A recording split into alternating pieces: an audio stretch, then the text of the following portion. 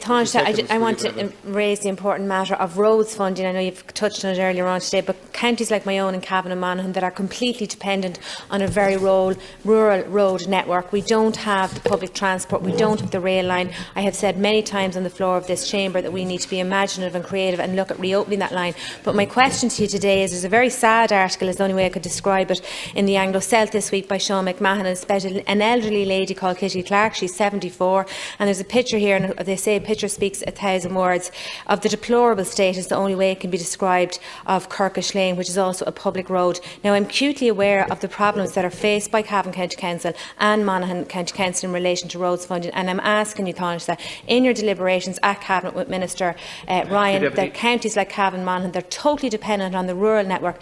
There's a positive bias towards them in terms of their roads funding for our local authorities. Deputy Smyth raised the issue of road funding for Cavan and Monaghan.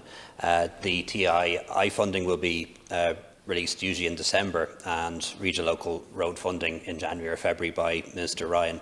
But I think she makes a good point, and one that needs to be recognised is that Cavan and Monaghan are very rural counties, have no rail network, and that needs to be taken into account in terms of the funding that those counties get.